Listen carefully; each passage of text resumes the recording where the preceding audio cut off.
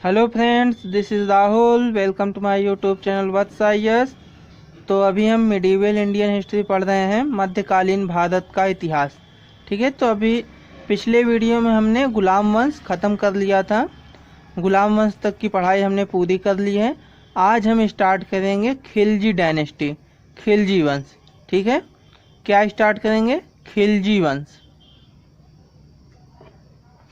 आज हम स्टार्ट करने वाले हैं खिलजी वंश।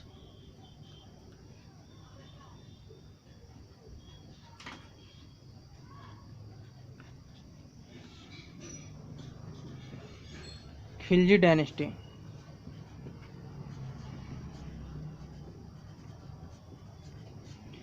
तो खिलजी वंश का संस्थापक कौन था? जलालुद्दीन फिरोज खिलजी।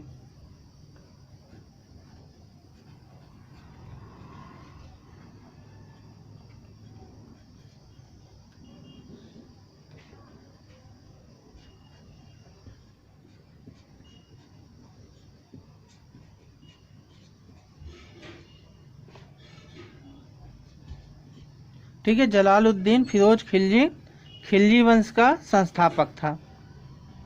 ठीक है, मैंने आपको पिछले वीडियो में बताया था कि 1290 ईस्वी में 1290 ईस्वी यानी कि 1290 एडी में जलालुद्दीन फिरोज खिलजी ने शमसुद्दीन क्यूमर्स की हत्या करके स्वयं सुल्तान बन गया था और खिलजी वंश की स्थापना किया। 1290 में शमसुद्दीन क्यूमर्स की हत्या हुई। इसकी हत्या करने वाला कौन था? यही जलालुद्दीन फिरोज खिलजी, और यही है खिलजी वंश का संस्थापक। ठीक है, अब ये जलालुद्दीन फिरोज खिलजी है कौन?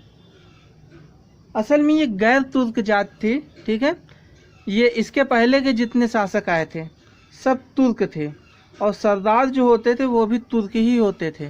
लेकिन ये जलालुद्दीन फिरोज खिलजी ये गैर तुर्क सुल्तान था। ठीक है, ये तुर्क नहीं थे। अब ये खिलजी होते कहाँ थे, तो इसके बारे में देखते हैं।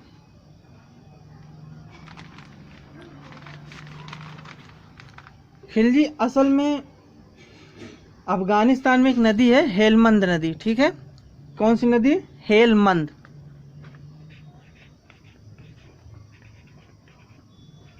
हेलमंद रिवर। ठीक है, हिंदी मीडियम वालों के लिए लिख देता हूँ।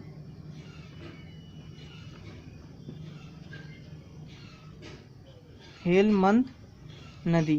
ठीक है, हेलमंद नदी ये कहाँ पे है? अफगानिस्तान में।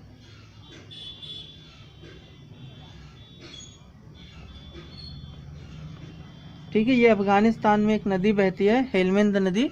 इसके किनारे रहने वाली एक जाति है खिलजी। ठीक है, अब इसी हेलमंद नदी के किनारे रहती थी एक जाति, उसका नाम था खिलजी। ठीक है, उसी खिलजी जात का शासक था जलालुद्दीन फिरोज खिलजी। इसी ने खिलजी वंश की स्थापना किया। ठीक है, अब जब 1290 में गुलाम वंश खत्म हुआ, शमसुद्दीन क्यूमर्स की हत्या कर दी गई और जलालुद्दीन खिलजी नया शासक बन गया, तो इस संपूर्ण घटनाक्रम को एक बहुत ही महत्वपूर्ण बदलाव के तौर पे देखा जाता है। ठीक है, किस प्रकार का बदलाव? राजनीतिक दृष्टि से, आर्थिक दृष्टि से, सामाजिक दृष्टि से। ठीक है, परंपराओं के तौर पर कई तरीके से बदलाव का दौर था, इसलिए इसको एक क्रांति के तौर पे देखा गया। इसलिए इस महत्वपूर्ण परिवर्तन को कहा जाता है खिलजी क्रांति। तो इसको कहा जाता है खिलजी रिवॉल्यूशन। ठीक है, या फिर हिंदी में खिलजी क्रांति। खिलजी क्रांति या खिलजी रिवॉल्यूशन क्यों कहा जाता है? क्योंकि जब गुलाम वंश का अंत हुआ और खिलजी वंश का प्रारंभ हुआ, उस समय कई प्रकार के महत्वपूर्ण बदलाव आए। शासन प्रशासन, सैन्य व्यवस्था, राजनीतिक रूप से, आर्थिक रूप से, सामाजिक रूप से बहुत सारे बदलाव आए। ठीक है, क्लियर है? आगे चलते हैं। अब जलालुद्दीन फिरोज खिलजी का असली नाम क्या था, इसको भी जान लेते हैं। इसका असली नाम था मलिक फिरोज। ठीक है, क्या नाम था? मलिक फिरोज। इधर लिख दे रहा हूँ, ठीक है, मलिक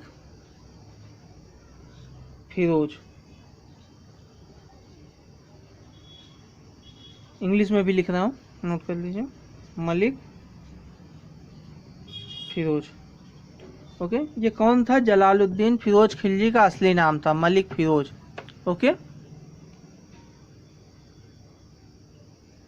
ये जाति तो हमने बता दी खिलजी, लेकिन ये किस वर्ग के थे? ठीक है, तो ये थे सर्वहारा वर्ग। ये थे सर्वहारा वर्ग के। ठीक है, सर्वहारा वर्ग। जाति कौन सी है? खिलजी। वर्ग कौन सा है? सर्वहारा। ठीक है, खिलजी शासकों ने धर्म और उलेमा का जो महत्व चलता आया था गुलाम वंश में, कि जो भी होगा उलेमाओं या फिर मौलवियों मौलानाओं के द्वारा कहे गए अनुसार होगा, उनकी बातों को माना जाएगा, अनसुना नहीं किया जाएगा, या फिर धर्म के आधार पर नियम बनेंगे। ये सब जो हो रहे थे वो सब यहाँ पर अब नहीं होंगे। मतलब जो गुलाम वंश में धर्म को बहुत ही ज़्यादा महत्वपूर्ण रूप से देखा जा रहा था, खिलजी वंश में ऐसा अब नहीं होगा।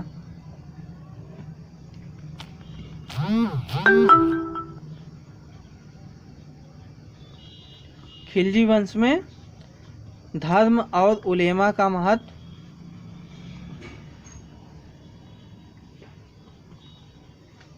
अस्वीकार कर दिया गया।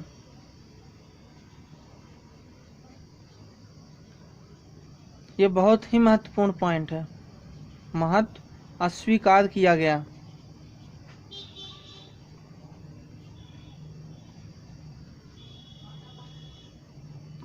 क्लियर है? जो गुलाम वंश में चलता आ रहा था वो अब नहीं होगा। यहाँ पे नए नियम और नए कानून बनेंगे। ठीक है, धार्मिक कानून नहीं रहेगा, बिना धर्म के प्रभाव के कारण बनने वाला कानून अब होगा। ठीक है, अब इसके आगे बात करते हैं जलालुद्दीन फिरोज खिलजी, जिसने कि खिलजी वंश की स्थापना किया। उसने अपनी राजधानी कहाँ बनाई? राजधानी, जलालुद्दीन फिरोज खिलजी की राजधानी। ठीक है, इसने राजधानी बनाया एक स्थान, उसका नाम है किलो करी। क्या नाम है? किलो करी। ठीक है, किलो करी कहाँ पे है? ये दिल्ली के पास है। ठीक है, दिल्ली के पास है किलो करी। वहाँ पर जलालुद्दीन फिरोज खिलजी ने अपनी राजधानी बनाया। अच्छा, जब जलालुद्दीन फिरोज खिलजी राजा बना तो उसमें वो युवक नहीं था, नवयुवक नहीं था, वो बहुत ही अधिक उम्र का राजा था, 70 वर्ष। जिस समय जलालुद्दीन फिरोज खिलजी ने 1290 में शासन व्यवस्था संभाली, उस समय उसकी एज थी 70 ईयर्स के राउंड। ठीक है, लगभग बूढ़ा हो चुका था, जीवन के अंतिम समय में चल रहा था। ठीक है, और बाद में 1296 में इसकी हत्या हो जाती है। ठीक है, तो ये टोटल 6 वर्ष तक ही राज्य कर पाया था, 6 वर्ष। ठीक है, 1296 में इसकी हत्या किसने किया था? अलाउद्दीन खिलजी ने। ठीक है, अलाउद्दीन खिलजी इसका कौन था? इसका रिश्तेदार था।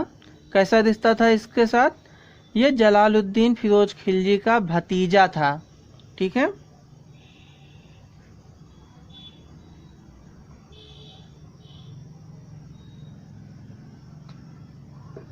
ठीक है, ये जलालुद्दीन फिरोज खिलजी का भतीजा था, अलाउद्दीन खिलजी, उसने हत्या किया था।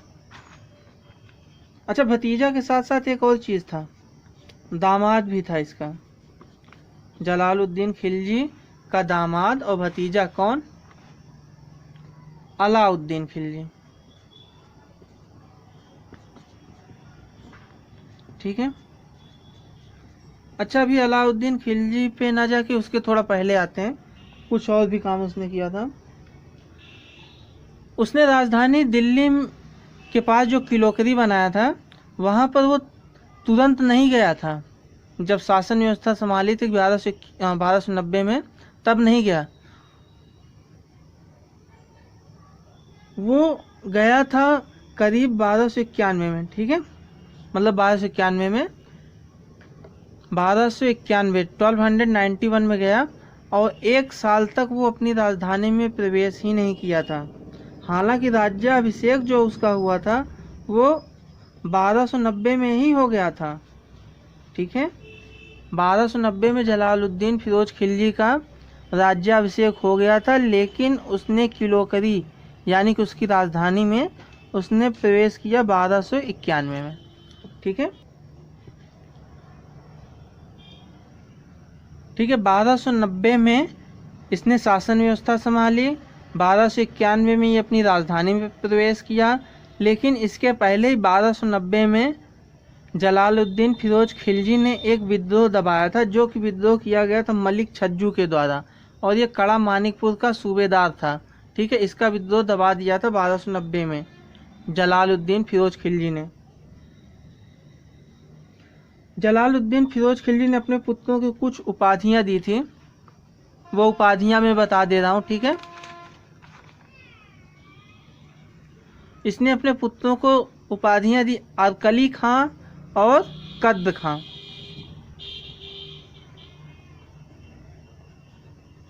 अरकली खां और कद्र खां,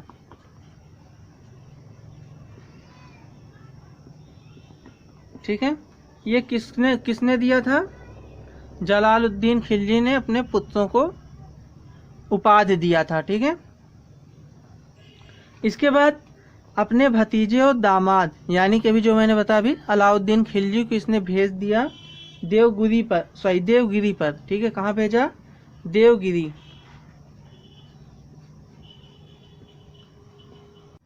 इसने देवगिरी पर आक्रमण करने के लिए अलाउद्दीन खिलजी को भेज दिया, ठीक है। और अलाउद्दीन खिलजी उस समय कहाँ पर था?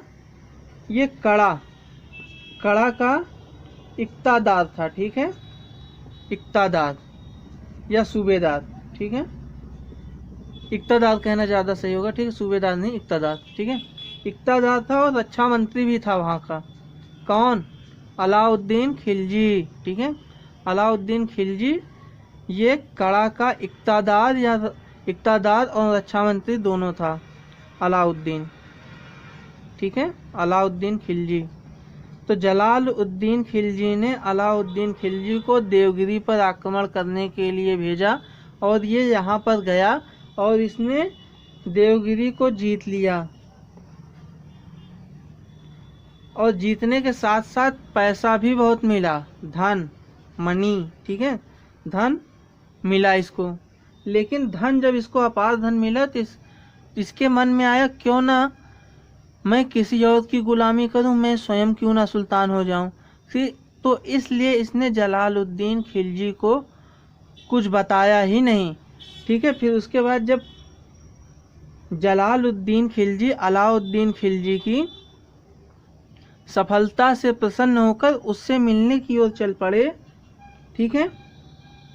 तो कड़ा में मिले ये अलाउद्दीन से, और कड़ा में ही अलाउद्दीन ने जलालुद्दीन खिलजी की हत्या कर दी, ठीक है।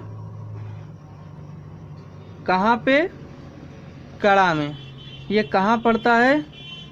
इलाहाबाद के पास। इलाहाबाद यानी कि इसमें प्रयागराज, ठीक है। प्रयागराज के पास कड़ा नामक स्थान पर जलालुद्दीन खिलजी अलाउद्दीन खिलजी से मिला, वहाँ पर जलालुद्दीन खिलजी की इसने हत्या कर दी। किसने की? अलाउद्दीन खिलजी ने, ठीक है। अब 1296 में हत्या की थी। किस सन में किया था? 1296 में, 1296 में अलाउद्दीन खिलजी ने जलालुद्दीन खिलजी की हत्या कर दी, और यहाँ से अब शासक बन गया अलाउद्दीन खिलजी। जलालुद्दीन खिलजी की कहानी यहाँ से ख़त्म होगी, ठीक है। तो अगले वीडियो में हम अलाउद्दीन खिलजी के बारे में पढ़ेंगे, ठीक है। और दिल्ली सल्तनत में सबसे ज़्यादा जो क्वेश्चन प्री के लिए अगर बात करें, सबसे ज़्यादा क्वेश्चन अलाउद्दीन खिलजी से ही आने के चांसेस होते हैं। तो इसलिए आप अगला वीडियो मिस मत कीजिएगा, ठीक है। आज के लिए इतना ही। वीडियो देखने के लिए आपका बहुत बहुत धन्यवाद।